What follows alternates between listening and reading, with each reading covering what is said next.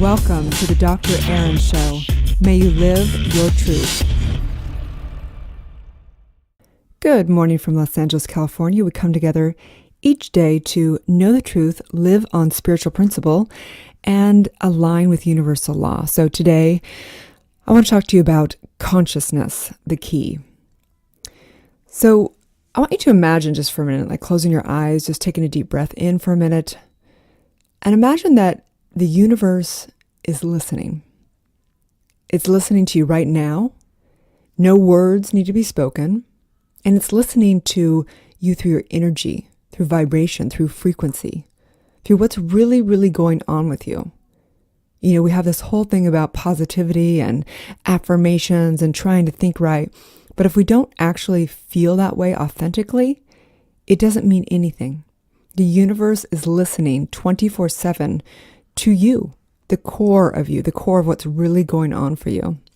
We could pretend all day long, but the truth is that the universe is listening, and we inform our subconscious and universal law by the frequency, how we truly feel at the core of each cell of our body. The universe hears your heart, your beliefs, your feelings, and it's communicating with you, as you, 24/7, 365 days a year, every second. And it always has for all of eternity.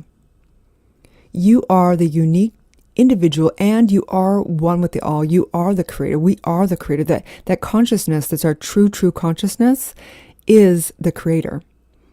And that is the entire work of spirituality. That's the entire work of our inner work, is to basically release all limited identities and come back to that true identity, the I am identity. And so, knowing that the universe is taking your order, I want to ask you, what would you like to have? The universe is asking. What if it came up like it's a waiter or a server, and you go to a restaurant and all of a sudden the server comes up and it's like, may I take your order? And you don't know what you want. So the universe is constantly asking, what do you want? And what would you like to experience? Because all it does is say yes. Who would you like to be? But beware, as the universe does not know the future from the past.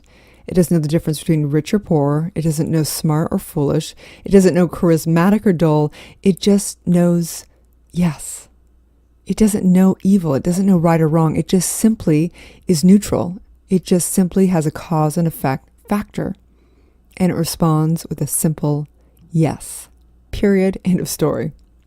So obviously the universe is working 100% of the time. It doesn't play favorites. It doesn't know divided from divine. It just knows yes. It just knows existence.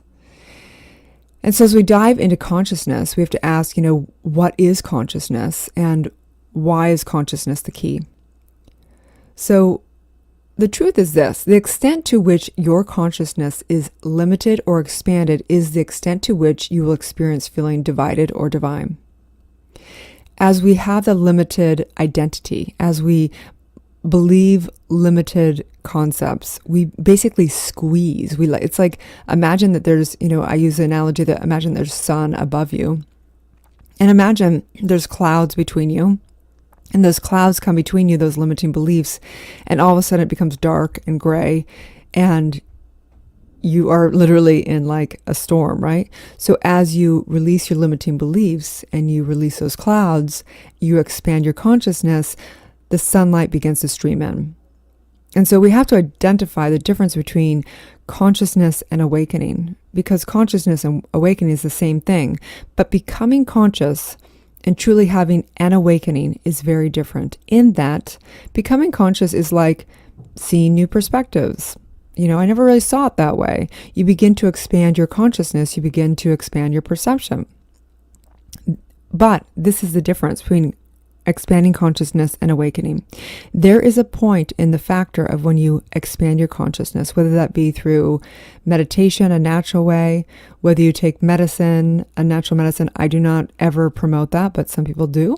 Any way that you expand your consciousness, when you expand it far enough and wide enough and great enough, what happens is it's almost like all of a sudden you've opened this this vase, you emptied it out, and all of a sudden it allows for something new to come into it. And it's like the universal law, the truths of the universe comes streaming into your own consciousness. And this is where people might say, I'm channeling, or they may say that, they've had an actual awakening. You'll hear all kinds of things. Supernatural abilities turn back on. Deities may come, angels may come. I don't know.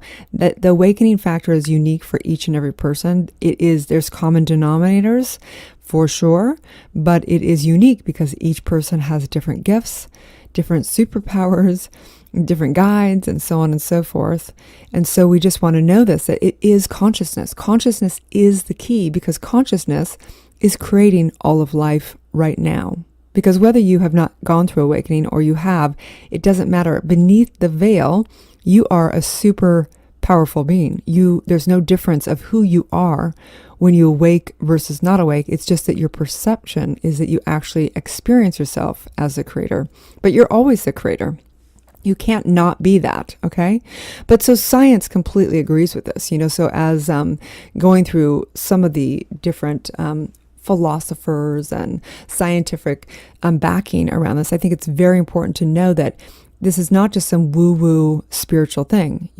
I was obsessed with doing research for many, many years. And of course, there's so many great masters that have come along to basically confirm this, right? Quantum physics supports the notion that you are the creator of your experience. We know this through the observer effect and so on and so forth.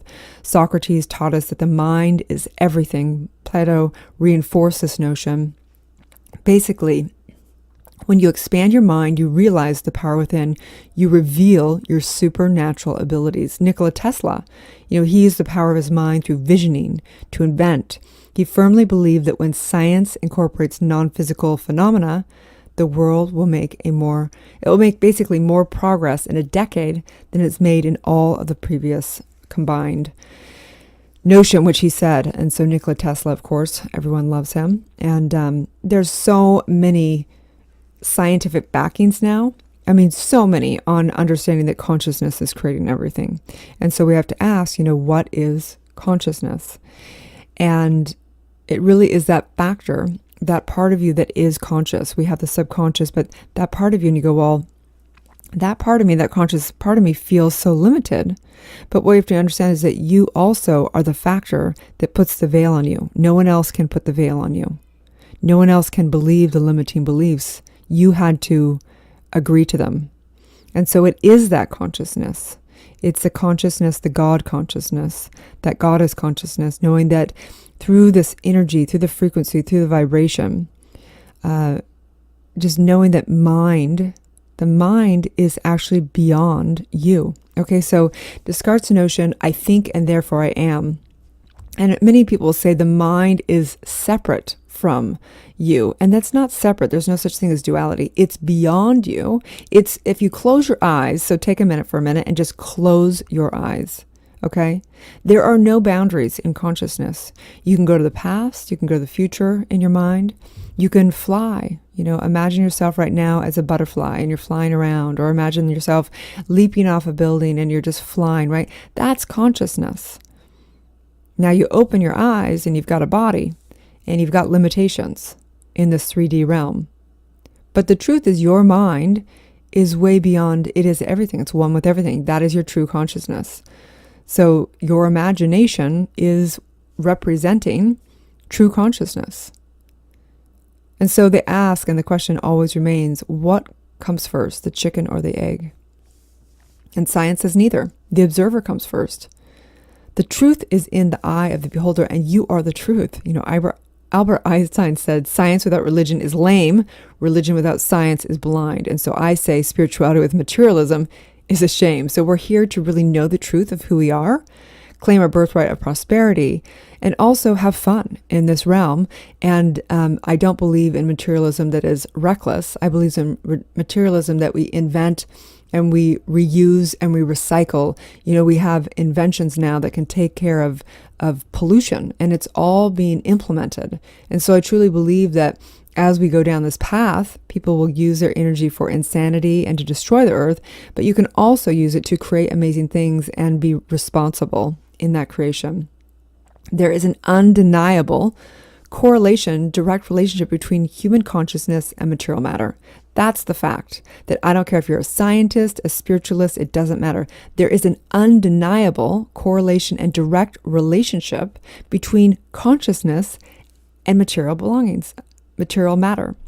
Enlightenment cannot be taught, it must be experienced, okay? So remember that consciousness, that awakening is a process of expanding consciousness to the point that the truths of the universe begin to stream in. And so if you're feeling sad, if you're feeling lonely, if you're feeling anxiety, if you're feeling sadness, this is all because the consciousness is squeezed in limited thinking and you're feeling divided. To go from divided to divine, we have to expand the consciousness. We have to become one. And in that, we experience our allness. And so for me personally, I go into meditation and I can feel one with everything, and loneliness is not even, it's not even a concept in there. But when we come back into the human realm, we will always feel somewhat divided. And we have to know that this is what spirit, our higher self, is desiring for us. And that is why I created Soul Society. That's why I believe that we have to have community. That it's fine to just bliss out in meditation, but we're here to have a human experience.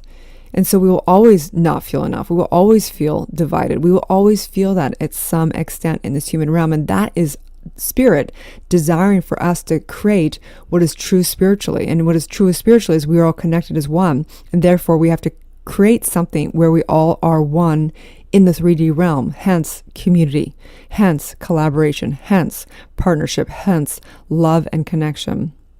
And so on that note, I'm just knowing today is a day to really look at your consciousness, to become aware, to know that you can expand your consciousness, you can experience your greatness, you can experience you as the all-knowing, powerful spiritual being that you already are.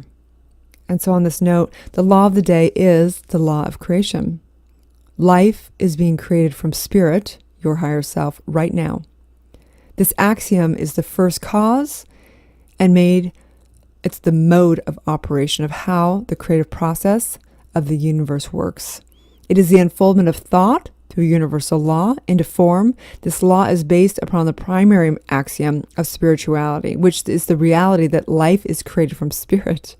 Your higher self, spirit manifests itself in and through all creation, but is not absorbed by its creation.